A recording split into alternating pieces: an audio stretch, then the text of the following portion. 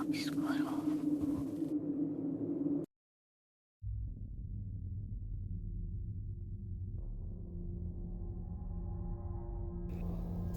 Desta vez seria diferente.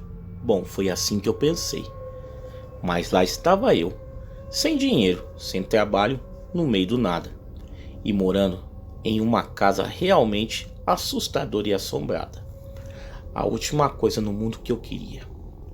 Bom, tudo começou quando eu decidi fazer uma nova tentativa de sair da cidade grande de uma vez por todas. Eu odeio cidades grandes, mas sempre acabava em uma para eu conseguir me sustentar financeiramente. Esta é uma história honesta e verdadeira sobre a casa assombrada onde eu fui parar. Ela era isolada do mundo e o vizinho mais próximo ficava a mais de 5 quilômetros de distância. Era o começo do verão e eu estava ansioso por sair da grande São Paulo novamente. Bom, finalmente, depois de ter procurado em todo lugar, eu consegui um emprego como técnico de uma rádio em uma cidadezinha do interior paulista. A cidade ficava a cerca de 30 quilômetros do vale, quase inabitado, onde eu esperava morar de novo. Eu fui para a estação de rádio assim que cheguei na pequena cidade, e depois das apresentações e ouvir o que era esperado de mim, eu fui para o meu vale favorito. Tudo estava um mar de rosas, pelo menos no começo. Eu tinha alguns amigos do vale, de quando eu morei lá antes, então eu achei que poderia ficar com eles até arranjar um lugar só meu. Depois de 2 semanas, as coisas não estavam indo tão bem na estação de rádio. Eles tinham mudado de ideia quanto a ter um técnico período integral lá. No entanto, isso não acabou com as minhas esperanças de conseguir um bom emprego em outro lugar e conseguir ficar na região. Eu já tinha visto várias casas para alugar, mas nenhuma me agradou muito. Um dia, finalmente, eu vi um velho amigo, o Beto, e a sua esposa. Ele também estava procurando um lugar para alugar e tinha algumas ideias que eu não tinha pensado. Tinha um lugar que ele me descreveu que parecia ser maravilhoso. Era uma casa de fazenda velha de 2 andares, 6 quartos, completa com celeiro e estábulo. A casa estava a 15 quilômetros da cidade mais próxima e para chegar tinha uma estrada muito pouco usada. O aluguel na época era de R$ 75 por mês, para vocês terem uma ideia. O proprietário tinha baixado o aluguel da casa em troca de reforma feita nela, segundo Beto falou. Eu estava começando a me animar, até que sua querida esposa acrescentou que a casa era assombrada. Como era a primeira vez que eu encontrava a esposa do Beto, eu não sabia o que pensar. Beto não era nem um pouco supersticioso, e julgando pelo que eu tinha ouvido falar sobre a mulher dele, ela também não era. Mesmo assim, eu resolvi ir ver a casa. Talvez ela não gostasse de casas antigas que precisassem de reforma. Eu consegui chegar na casa no começo da tarde. Era um verão quente e o ar fresco e as montanhas na serra ao longe deram um ar muito especial atraente à casa. Eu podia ver o celeiro e outras construções ao longo do terreno. Quando eu me aproximei da porta da frente, eu notei que a maioria da madeira estava podre e tinha caído durante os anos, deixando a varanda intransitável. Então eu lembrei que o Beto me falou para entrar pela entrada de trás da casa. Eu fui lá para trás e entrei na cozinha, pensando como seria bom morar em uma casa de fazenda. Lá dentro, eu fui recebido pelo som de uma torneira vazando. Eu fui para a pia e tentei, em vão, desligar aquela torneira. Isso só piorou as coisas. Começou a sair mais água ainda. Então, eu decidi deixar isso para lá e continuar com a minha visita. A cozinha era gigantesca, do tamanho de muita sala, com um teto bem alto, com armários grandes com porta de vidro Depois de ter olhado a cozinha e a fria despensa com a entrada do lado da cozinha, eu continuei para a sala de estar. A sala de estar devia ser 2 vezes maior do que a cozinha e com um teto igualmente alto. Eu estava cada vez mais empolgado. Saindo da sala, eu entrei em um corredor que levava para a parte da frente da casa. Do lado esquerdo do corredor tinha um único banheiro da casa. Continuando pelo corredor, tinha 4 quartos, sendo que 3 tinha janelas que davam para a frente da casa. 2 deles tinham portas para fora da casa que davam para a varanda. E eu ficava cada vez mais ansioso por morar naquela casa, quanto mais eu olhava ela. Tanto que eu até tinha esquecido o comentário que a esposa do Beto tinha feito. Depois de ter feito o tour pela parte de baixo da casa, eu subi para ver o andar de cima. A casa originalmente tinha sido construída sendo 4 quartos e o banheiro. A cozinha, a sala e a parte de cima, que pegava metade da casa, tinha sido construída depois. A escada dava para um corredor que ia de uma ponta a outra da parte de cima da casa. Na esquerda do corredor tinha um pequeno quarto, um depósito com material de construção e alguns restos de madeira. Para a direita tinha uma porta que dava para um quarto, com porta, maçanetas, janelas, lustres, tudo num estilo antigo, meio colonial. Eu estava pensando que era uma casa maravilhosa. Agora eu estava indo em direção do outro quarto no final do corredor, que estava com a porta fechada. Quando eu abri a porta e entrei, notei que o quarto tinha sido reformado recentemente, com papel de parede e tudo. Então finalmente começou. Quase que imediatamente quando eu entrei no quarto, eu não me senti muito confortável. Parecia que a minha cabeça tinha parado de funcionar. Apenas alguns momentos olhando a casa, parecia que era um sonho virando realidade.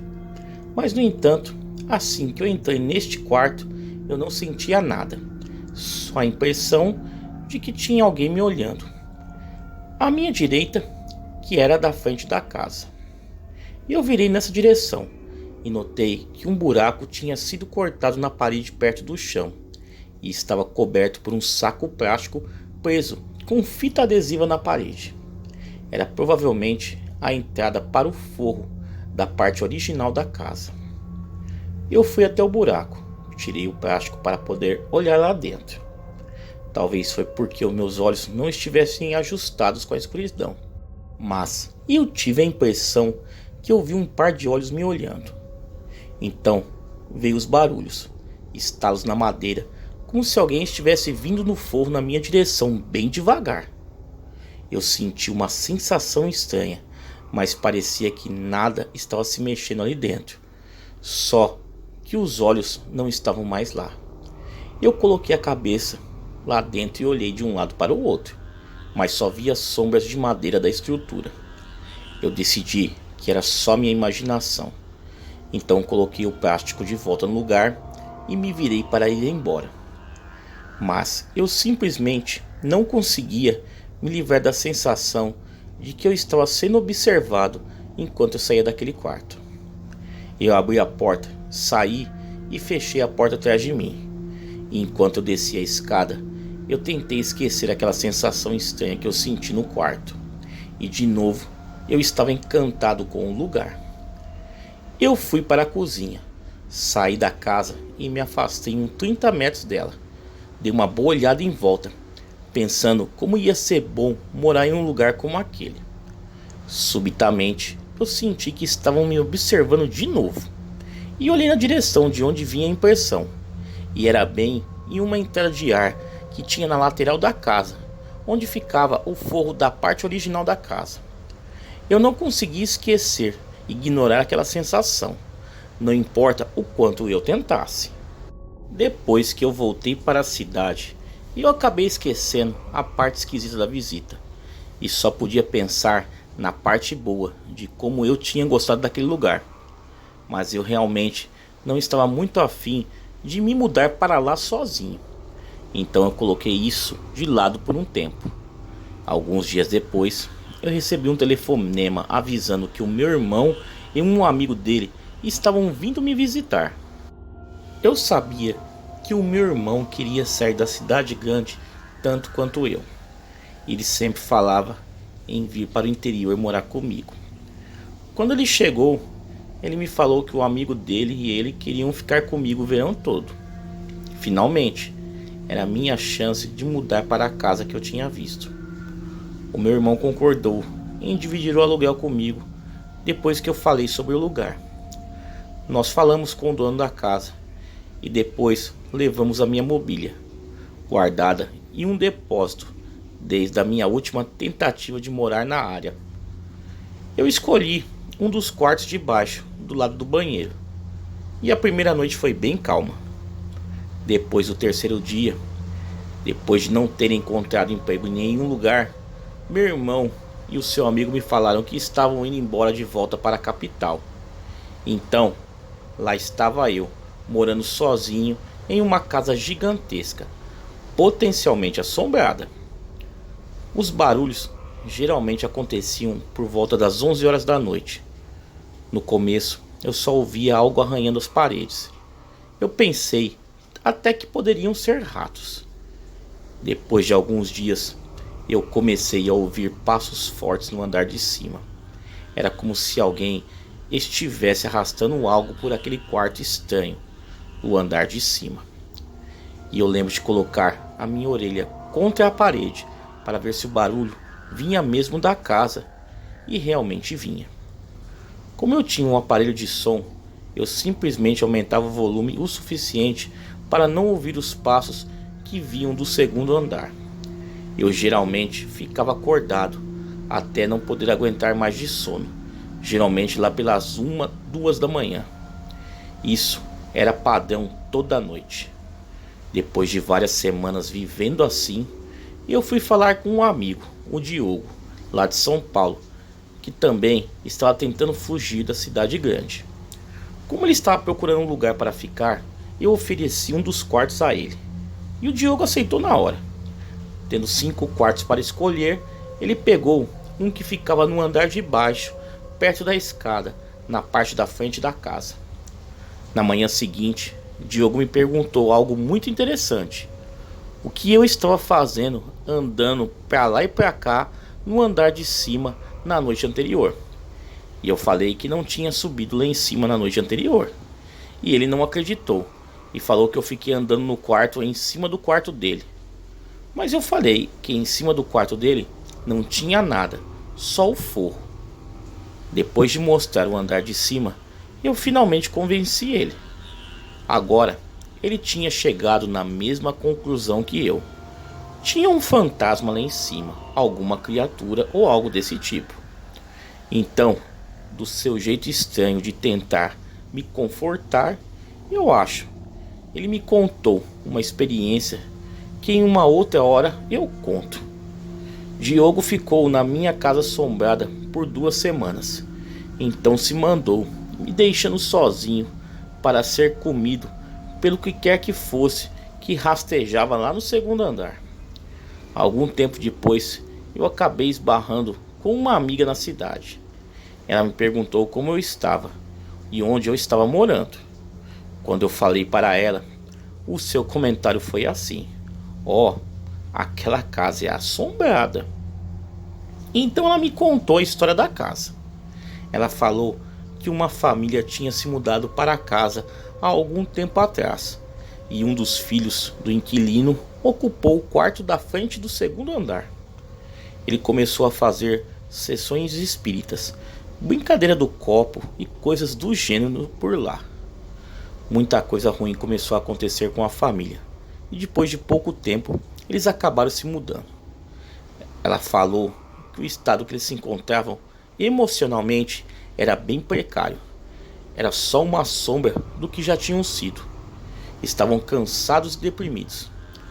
Quando eu voltei para casa, eu não tinha certeza se tinha gostado de ter ouvido essa informação extra sobre a casa ou não.